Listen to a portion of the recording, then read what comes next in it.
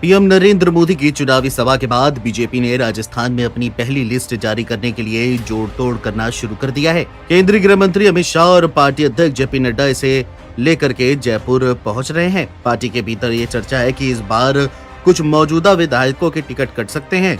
इनकी संख्या 30 से 35% बताई जा रही है। इसके अलावा एमपी की तर्ज पर कुछ सांसदों को भी चुनावी मैदान में उतारा जा सकता है। दरअसल बीजेपी कोई जोखिम नहीं लेना चाहती है, इसीलिए प्रत्याशियों के चयन में काफी सावधानी बरत रही है। जिन विधायकों के टिकट कट सकते हैं उन्हें लेकर प्रदेश में काफी हलचल भी मची हुई है।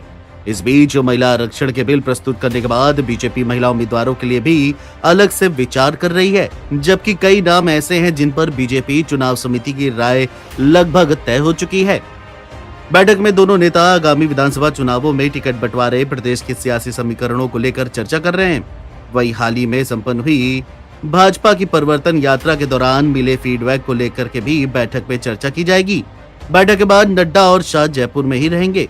दोनों नेता संघ कार्यालय जाएंगे और संघ के नेताओं के साथ आगामी चुनावों में संघ की भूमिका पर विचार विमर्श भी करेंगे। दरअसल भाजपा ने मध्य प्रदेश में टिकट देने के लिए जो रणनीति अपनाई है वह राजस्थान में भी देखने को मिल सकती है, यानी बीजेपी यहां भी सांसदों और केंद्रीय मंत्रियों को टिकट देकर चुनावी मैदान में उतार सकती है।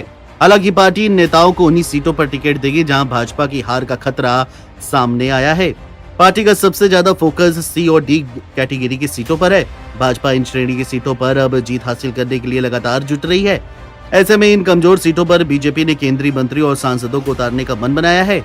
जहां सी और डी कैटेगरी में पार्टी के दिग्गज नेताओं को उतारकर बीजेपी वहां से जीत तलाश कर रही है। इनमें केंद्रीय मंत्री गजेंद्र सिंह शेखावत, अर्जुन राम मेघवाल और कैलाश चौधरी शामिल है।